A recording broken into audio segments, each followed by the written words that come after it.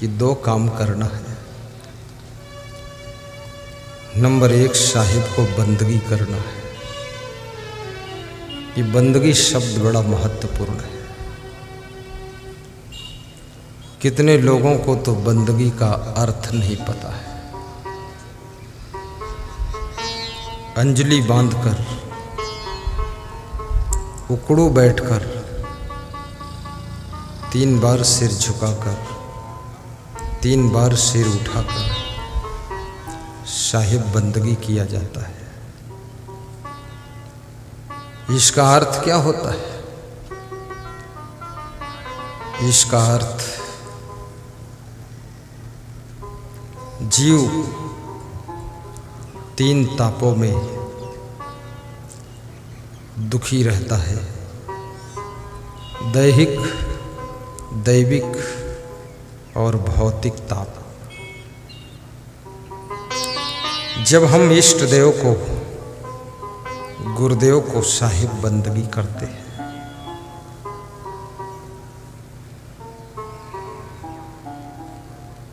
तीन बार बंदगी करते हैं कि हे गुरुदेव,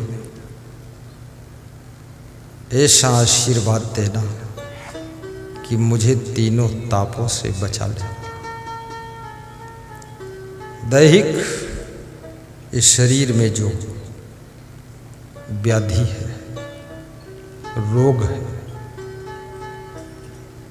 इससे भी बचाना।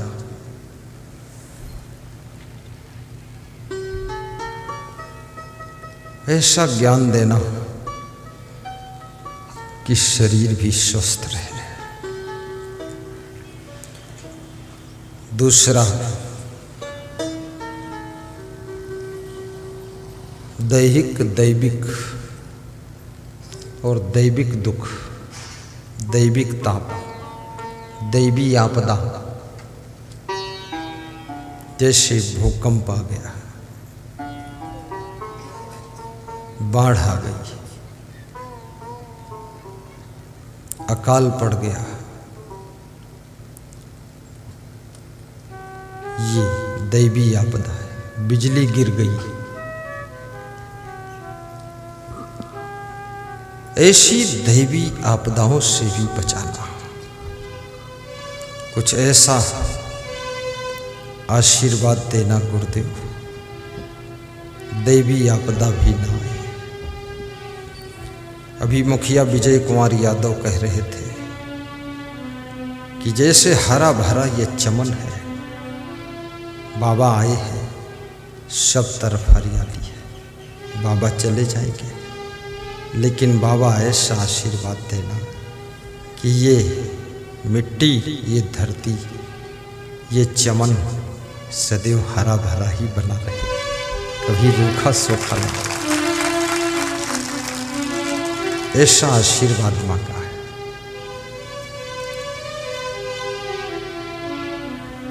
तीसरा, भौतिक,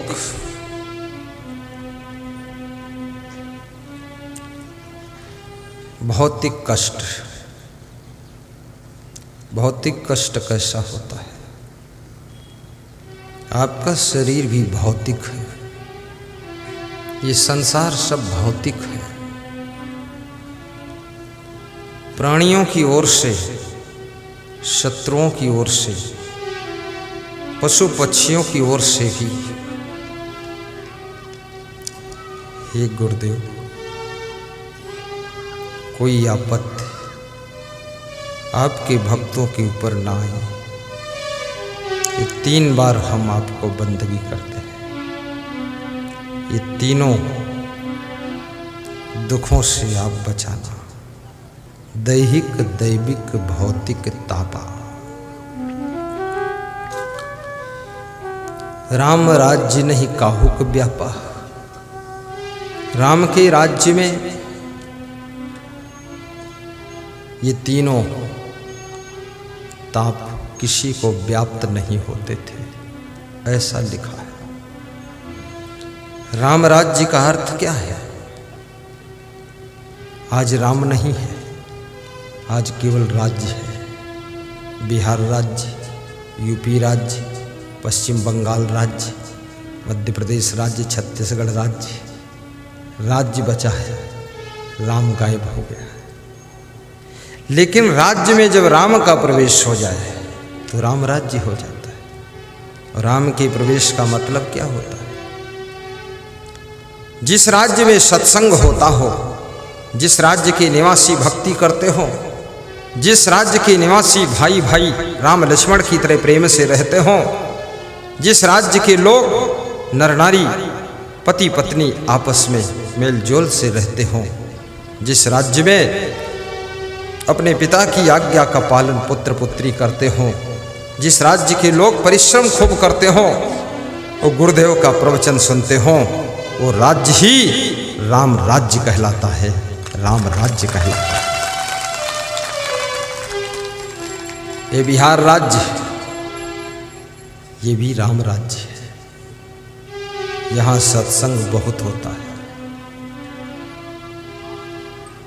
मैं भी यहाँ 6-7 वर्षों से आता हूँ। ऐसे साधु तो बहुत वर्षों से हूँ, लेकिन बिहार में आना 6-7 वर्षों से हुआ। कई लोगों ने हमको झूठ बता दिया कि बिहार प्रदेश अच्छा नहीं, तो मैं डर गया, फिर नहीं आया। पाकिस्तान से निमंत्रण आया, लोगों ने बताया पाकिस्तान अच्छा नहीं, तो वहाँ भी नहीं गया। लेकिन मैंने सोचा बिहार अच्छा नहीं है, तो बिहार में कमी क्या है, एक बार देखूं जरा, जो होगा सो होगा, देखा जाएगा। भागलपुर के कुछ बिहारी भाई लोग छत्तीसगढ़ प्रदेश में कपड़ा बेचते थे साइकिल पर रखकर। मेरा सत्संग था छत्तीसगढ़ में, बाग बहरा में, आकर सुनते हैं, प्रेम हो जाता है, निमंत्रण दे देते हैं, मैं आ जाता हूँ। बिना पोस्टर चिपकाए, बिना पंपलेट चिपकाए 1000-2000 लोग इकट्ठे हो गए और मुझे बहुत प्रेम किया सबने। बाबा बाबा बाबा, तुम कहाँ से आए हो बाबा? ऐसे प्रेम करने लगे। और सबने दान दक्षिणा भी दिया किराया भाड़ा के लिए कि बाबा फिर आना। कितने दिन रुकोगे बाबा? तुमने कहा बस 2 दिन। सैंपल लेने आया हूँ, चेक करने आया हूँ बिहार कैसा है। 2 दिन रहा और चेक किया, फिर लौट गया। मैं बिहार से बहुत प्रभावित हुआ।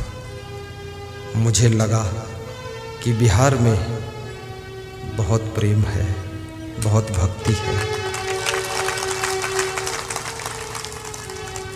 संत का बहुत सम्मान है, और बिहार में सेवा भी बहुत है। ऐसा मुझे अनुभूति हुई। फिर बिहार से मैं लौट कर गया, लौट ही रहा था।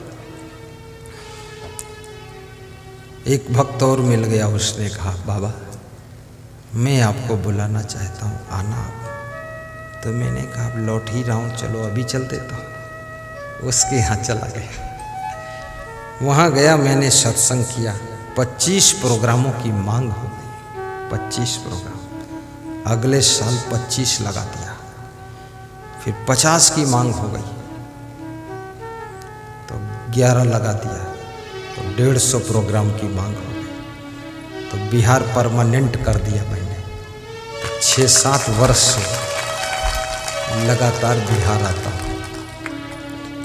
और मुझे बिहार में, मध्य प्रदेश में, छत्तीसगढ़ में, उत्तर प्रदेश में कोई अंतर नहीं दिखता है। ऐसा लगता है केवल जमी बदली है, भक्त सब वही है, भाव वही है, श्रद्धा वही है। और बिहार में एक खासियत है, आपको नहीं बताऊंगा, आपकी विशेषता है, खासियत। बिहार के लोग अच्छे और सच्चे संत को बहुत मानते हैं, लेकिन गलत और खराब संत को बहुत मारते भी हैं। कोई संत ऐसा सोचे लोफड़बाजी करूं, लफंगाबाजी करूं, तो उसको मारते भी हैं, और अच्छे संत को मानते भी हैं। ये बिहार की खासियत है। थोड़ा था ठोकाई भी करते हैं कि दमादम मस्त कलंदर, 2-3 मुक्का लगेगा नंबर। क्योंकि गलत साधु को थोड़ा मारना चाहिए तो बहुत पुण्य होता है। थोड़ा अगर एक मुक्का मार दिया तो समझ लो लोक परलोक संवर गए। और अच्छे साधु के चरण छूना चाहिए, आरती वंदन करना चाहिए, अभिनंदन करना चाहिए, और उनके चरणों की धूल मस्तक पर लगा लिया तो लोक परलोक संवर जाता है। लोक परलोक संवर। अगर गलत लोगों को सजा नहीं मिलेगी तो गलत लोगों की संख्या बढ़ती चली जाएगी, और गलत लोगों को यदि सम्मान मिलता रहेगा तो अच्छा संत बनना कोई चाहेगा ही नहीं। क्योंकि बांझ गाय को भी वही खली दाना खाने को मिलता है, और 20 लीटर दूध देने वाली गाय को भी वही चारा मिलता है, तो कोई गाय दूध देना नहीं चाहेगी, सभी बांझ हो जाएगी। इसलिए बांझ गाय के चारा में और दूध देने वाली गाय के चारा में फर्क कर दिया जाता है। अच्छे संत और डुप्लीकेट संत में भी फर्क कर दिया